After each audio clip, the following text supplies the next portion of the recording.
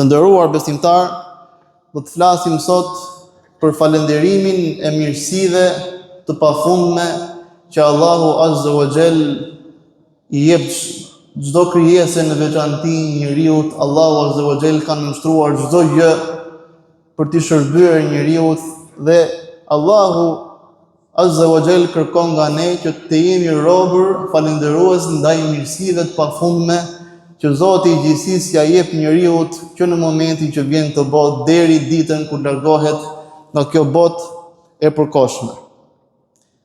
Të falenderojë Zotin e gjithësisë për mirësitë që na jep në çdo moment, për mirësitë e dukshme dhe të padukshme, është një adhurim shumë i madh, që është një adhurim specifik i zemrës tonë, i zemrës së njeriut, dhe nuk është thjesht një fjalë, por është një gjendje e vazhdueshme që do të jetë në brendin e shpirtit dhe zemrës së gjithë secilit që adhuron Allahun Azza wa Jall. Do t'i burojë natyrshëm falënderimi për gjitha mirësitë që Zoti na jep në këtë botë të përkohshme.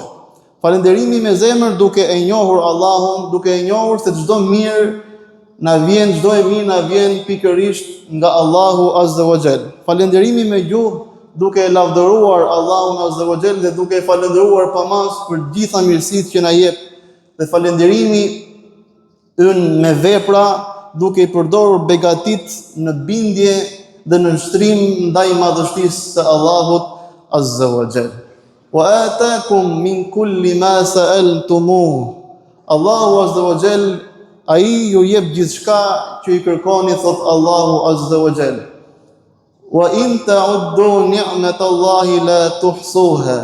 Në qoftë se do të përpiqeni për të numëruar mirësitë që Zoti ju a jep, ju nuk keni për të arritur dot, nuk i numëroni dot mirësitë që Zoti ju jep çdo ditë, që ju merrni frymë çdo ditë që ne jemi gjallë. Mirësitë e Zotit janë të panumërueshme, janë më të shumta, të dukshmet dhe të padukshmet. Innal insana la zalumun kafar. Në të vërtetë njeriu është i padrejt dhe është mosmirënjohës nga natyra ndaj mirësive që Zoti i jep vazhdimisht atij të nderuar besimtar. Wa idh ta'adhana rabbukum la in shakartum la azidannakum wa la in kafartum inna adhabi lashadid. Dhe Zoti ka shpallur, Allahu ka shpallur, nëse ju jeni falënderues ndaj mirësive që ai ju jep vazhdimisht, atëherë Allahu i lartësuar, Allahu Azza wa Jall i shton mirësitë atij njeriu që ai është falënderues dhe e di në tërësinë e tij, qenin e tij, që çdo i mirë i vjen nga Allahu Azza wa Jall dhe çdo sprov, çdo e keq që i vjen në saj të punës jo të duhur që keni bërë gjithë secili prej nesh, dhe çdo të mirë që ai përballet falënderon pamas Allahun Azza wa Jall. Dhe ai njeriu që është mosmirënjohës ta di që dënimi im është shumë i dhimbshëm, thot Allahu Azza wa Jall. Mosmirënjohja është rruga që e çon njeriu drejt mohimit të Allahut Azza wa Jall. Mosmirënjohja është një virtyt i padashur, i papëlqyer, i urryer nga Allahu Azza wa Jall, por njëkohësisht është edhe një cilësi e urryer edhe në mesin e njerëzve. Pra ai njeriu nuk i shkon mosmirënjohja, është padrejtësi e madhe të jesh mosmirënjohës ndaj mirësive të pafundme që na jep Zoti i gjithësisë, por njëkohësisht të jesh mosmirënjohës edhe ndaj atij njeriu që të ka bërë mirë, është diçka e papëlqyer, shumë e urryer në fen e Allahut Azza wa Jall. Prandaj ai njeriu që nuk falënderon njerëzit, nuk falënderon as Allahun, tha profeti sallallahu alaihi wasallam. Ajaban li amri al-mu'mini, inna al-amra kulluhu khair. وليس ذلك إلا على المؤمن إن أصابته ضراء صبر فكان خيرا له وإن أصابته سراء شكر فكان خيرا له. Është e çuditshme çështja e besimtarit të profetit alayhis salam. Dhe kjo situatë nuk është me askën tjetër vetëm me atë që beson Allahun dhe ditën e gjykimit, atë që adhuron Zotin e botëve. Është e çuditshme dhe kjo gjë është për vetë faktin dhe tërë çështja e besimtarit është mirësi, thot profeti alayhis salam. Kur ai sprovohet me diçka të pakëndshme, ai duron dhe sprova i kthehet në mirësi. Kur ai begatohet me mirësi nga ana e Zotit të botëve, nga ana e Allahut Azza wa Jall, është falendërues, e falenderon Allahun Azza wa Jall për çdo të mirë që ka në jetën e tij, dhe kjo i kthehet në mirësi. Dhe në fakt, kjo është gjendja jonë në këtë botë, ose do të përballemi me sprova dhe do të durojmë dhe sprova na kthehet në mirësi, duke na u ngritur gradat tona tek Zoti, duke u forcuar lidhja jonë me Zotin, raporti ynë me krijuesin e botëve. Ndonjëherë bëhet shkak që të na shlyen gjunahet kur ne durojmë një sprovë dhe kur ne begatohemi me mirësi nga ana e Zotit gjithësisë, Allahut Azza wa Jall, ne e falenderojmë atë dhe tërë çështja e jeta e besimtarit kthehet në mirësi.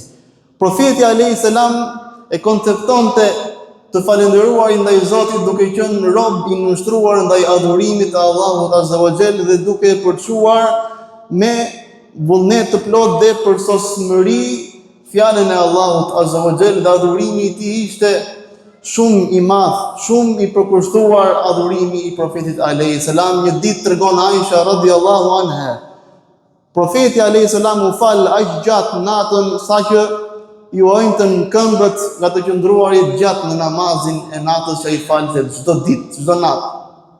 Dhe i them, o i dërguar i Zotit, ty Allahu ti ka shlyer të gjitha gjunahet, ti e ke të sigurt xhenetin.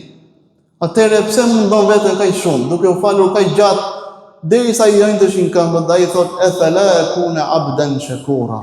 Dhe pse mos të jem një rob falendërues ndaj Allahut Azza wa Jall.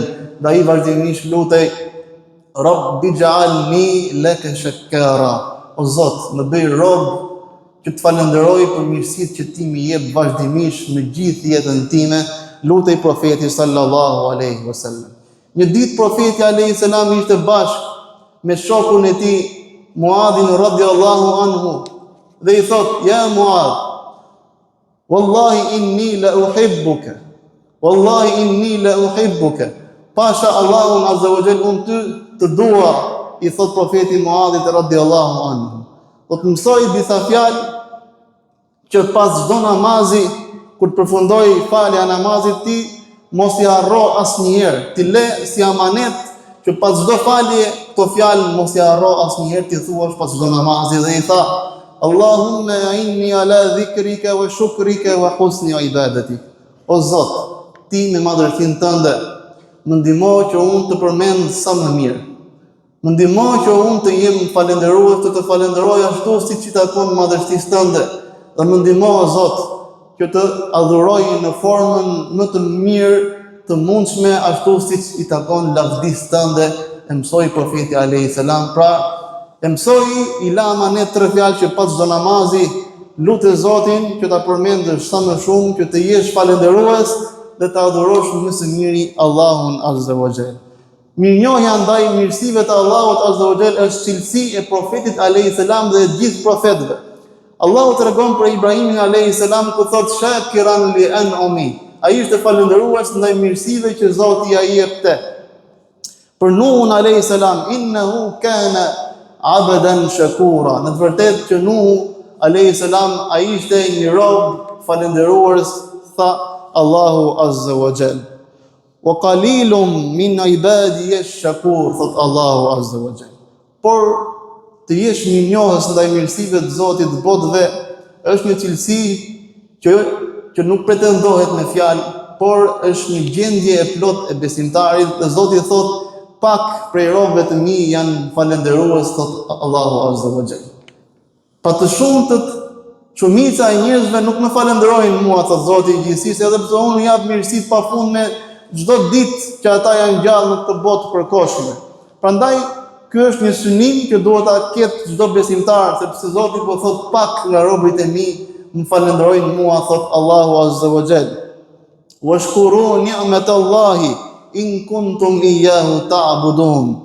Nëse vërtet e adhuroni atë Allahun Azza wa Jall, atëherë jeni mirënjohës ndaj mirësive që Zoti ju a jep në çdo moment, thot Allahu Azza wa Jall. Wa sayajzillahu ash-shakirin. Dhe padyshim Zoti do t'i shpërblej ata që janë treguar falendërues ndaj mirësive të pafundme që Zoti na jep ne çdo moment në jetën që ne jemi gjallë në këtë botë të përkohshme. wa ma bikum min ni'matin fa min Allah. Dhe çdo të mirë që ju e keni vetëm nga Zoti juaj, thot Allahu Azza wa Jall. Ne kemi begati të mëdha që shpesh i harrojmë, siç janë besimi që është gjëja më e shtrenjtë për jetën tonë. Njeriu kur falenderon Zotin gjithësisë çdo herë që i bën përmendjen ku thot elhamdulillah, falënderimi i takon Allahut të madhëruar, njeriu do të kujtojë kohën që nuk ishte udhëzuar, kohën që nuk e njihte Zotin, kohën që jetonte një jetë pa norma, një jetë pa disiplinë, një jetë afër haramit dhe larg halalit, një jetë kur ti kishe harruar Zotin dhe shkoje pas besytnive, pas gjërave më të çuditshme dhe kishe harruar Zotin e gjithësisë. Prandaj kujtoje kohën kur nuk ishe udhëzuar dhe falenderoje Allahun për gjendjen që të ka udhëzuar ty pikërisht sot. Ta falenderosh shpesh për ato që ne harrojmë, që është shëndeti, që është familja, që është begatia me prindër, me fëmijë, me një vend të sigurt kur ti jeton. Është ushqimi që ne konsumojmë çdo ditë, janë mirësitë pafundme që ne nuk duhet t'i harrojmë vetë. Të falenderuarit e Zotit është një mirësi në vete. Ajo kafshat e bukës që ti e nis me bismillah, Allahu Azza wa Jall ka nënshtruar tërë qenjet, tërë krijesat e tij, që nga toka që është mbjellur gruri, që në kohën që ka bërë që të mbi dhe, në kohën kur ajo është tharë, në kohën që është korrur, në kohën që është shuar në mulli, që është bluar, në kohën që gatuhet, që vjen energjia elektrike dhe ti me bismillah thjesht hapet goja dhe ti nuk e urdhëron stomakun që të bëj procesin, por është instaluar nga Zoti i botëve dhe sa mirësi që ne i kemi të natyrshme në jetën tonë, që i harrojmë, që nuk i meditojmë të mirësi që ne ka dhënë Allahu Azza wa Jall, por në fakt ato janë mirësi aq të shtrenjta që askush nuk i zëvendëson sikur t'i japësh të gjithë botën, askush nuk i jep shëndetin, nuk e sakrifikon shëndetin e tij përballë gjithë pasurisë botës. Pra njeriu mban mbi supe një pasuri të tillë, një dhunti të tillë që e ka dhënë Zoti, që askush nuk e barazon me tërë çka dynjaja dhe çka në të, njeriu nuk e jep atë mirësi që e mban mbi supe. Prandaj do të meditojmë dhe të jemi robër falënderues ndaj Allahut Azza wa Jall. Falënderimi ndaj Allahut na sjell qetësi në zemër, kënaqësi me caktimin kaderin e Allahut Azza wa Jall dhe na sjell bereqet në jetën tonë. Wa in tashkuru yardahu lakum. Nëse ju jeni falënderues, jeni mirënjohës, Allahu është i kënaqur me ju, thot Allahu Azza wa Jall. Ma yaf'alu Allahu bi'adhabikum in shakartum wa amantum wa kana Allahu shakiran alim. Përse Zoti ju t'ju ndëshkoj përderisa ju e falenderoni dhe besoni atë, thot Allahu Azza wa Jall. Në të vërtetë që Zoti është mirënjohës dhe është i gjithdijshëm, thot Allahu Azza wa Jall. Një ditë profeti alayhis salam bashkë me dy shokët e tij shkon tek shtëpia e Ebu Ejubit el-Ansarit radhiyallahu anhu. Shkon për vizitë, dhe kur shkon bashortja e tyre e Ejubit, Ebu Ejub el-Ansarit radhiyallahu anhu, i përshëndet profetin alayhis salam, thot paqja dhe begatia e Allahut qoftë mbi ty, o i dërguar i Zotit, dhe bashkë me mysafirët që t'i ka ardhur. Profeti alayhis salam shkon dhe Ebu Ejub el-Ansari, ku sheh profetin alayhis salam, shkon tek një urmë dhe këput një deg nga hurma dhe servir ja nxjerr përpara profetit alayhis salam për ta konsumuar. Dhe profeti i thot, po të kishte mbledhur, pse këput e degën?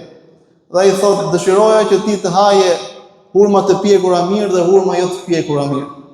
Therë edhe një kec transmetohet dhe kecin, gjysmën e kecit Ebu Ejub el-Ansari, sepse ishte mikpritës çdo musliman dhe do të jetë i tillë, aq më tepër kur ishte i dërguar i Allahut profeti alayhis salam. Dhe gjysmën e kecit e zjen dhe gjysmën e pjek dhe ja servir profetit alayhis salam, i jep edhe një bukë të bërë enkas për ta konsumuar me mish. Dhe profeti e nis në bismillah dhe i thot, para se ta konsumonte këtë ushqim, i thot, merr një pjesë nga kjo dhe dërgoja vajzës time Fatimes, sepse ka ditë që nuk e ka parë diçka të tillë në sy. Dhe konsumojnë ato mirësi që ka serviri miku i profetit alayhis salam. Dhe pasi i hëngri hurmat e njoma dhe të thata, bashkë mishin me bukën, profeti alayhis salam i rodhen lot nga sytë e tij. dhe tha: buk, hurme that, hurme njon, mish begatit mdhaja dhe lexon ajetin: thumma la tus'alunna yawma idhin 'anil na'im. Në të vërtetë, ata njerëzit atë ditë do të pyeten për çdo mirësi që na i ka dhënë Zoti i gjithësisë. Dhe sa mirësi ne kemi në jetën tonë që nuk ja dim vlerën. Vallë, ai falenderojmë siç duhet Allahun Azza wa Jall për mirësitë që ai na i ka dhënë falas dhe na jep falas çdo ditë. Mjafton që ne të jemi falënderues. Prandaj profeti na mëson ta nisim kur konsumojmë diçka me bismillah, me emrin e Allahut, sepse pa dashur Zoti i gjithësisë ajo nuk mund të vijë para teje. Sa e thash ka që kanë kaluar që ai ushqim të vijë në sofrën tënde, e di vetëm Zoti i gjithësisë. Dhe kur përfundosh ushqimin, falenderoje Allahun Azza wa Jall, na mëson profeti sallallahu alaihi wasallam, të nderuar besimtar. Atëre falënderimi ndaj Allahut Azza wa Jall është përdorimi i begative që ne ka dhënë Zoti në rrugën e duhur për të cilën ato janë krijuar. Për shembull, syri duhet të falenderojë duke parë vetëm halal dhe duke shmangur nga shikimi i haram dhe duke medituar për ato gjëra që Zoti i ka krijuar. Dhe njeriu me gjuhën e tij e falenderon Zotin e gjithësisë duke përmendur vazhdimisht atë dhe duke falendëruar Allahun Azza wa Jall. Mendja jon e falenderon Zotin, duhet të falenderojë Zotin duke reflektuar dhe medituar mbi urtësitë hyjnore. Prandaj mos falenderimi dhe mos mirënjohja është një padrejësi e madhe ndaj Allahut Azza wa Jall.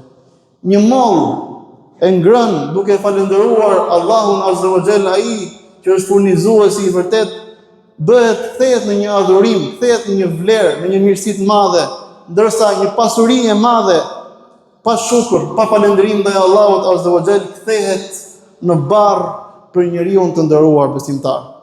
Në sprovë, ankimi i njeriu e shton dhimbjen, ndërsa falënderimi e shndërron sprovën në shpërblim të nderuar besimtar. Shukri, falënderimi duhet të jetë një vetëdije e vazhdueshme e vërtetë që e shuan mendjemallsinë, e ruan njeriu nga ndjenja: unë e meritoj këtë mirësi, unë e meritoj këtë gjë sepse është në saj të aftësisë time, ndërsa falënderimi duhet të bëhet me një ndjenjë përulësie, me një ndjenjë në nshtrimin ndaj Allahut Azza wa Jall, duke kujtuar vetes që ti je një hiç dhe çdo mirësi të vjen jo në saj të meritës tënde, por të vjen në saj të madhështisë së Allahut Azza wa Jall. Prandaj falënderimi që na jep Allahu Azza wa Jall realizohet duke u bërë shkak i mirësive për të tjerët, që ato mirësi që t'i ka dhënë Zoti ta falënderosh dhe ato mirësi ti përdorësh si kapital për të përfituar nga mirësitë e pafundme ditën kur dalësh para Allahut Azza wa Jall. E lutim Allahun Azza wa Jall që të na bëjë rob falënderues, mirënjohës ndaj mirësive të tij pafundme.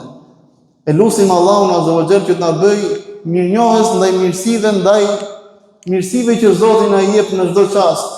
Ta kthej falënderimin në gjendje të brendshme në zemrën tonë, në shpirtin tonë, në mendjen tonë, që çdo mirësi është në saj të mëshirës së Allahut Azza wa Jall dhe çdo e keqe që na godet në saj të punëve tona jo të duhura që ne i bëjmë. E lutim Allahun Azza wa Jall që të na bëjë mirënjohës ndaj mirësive të tij dhe mirënjohës ndaj çdo të mire që na bën çdo njeri mbi sipërfaqen e tokës. E lutim Allahun Azza wa Jall që të na falë, që të na mëshirojë dhe së bashku të na vendosë në xhenetin e tij.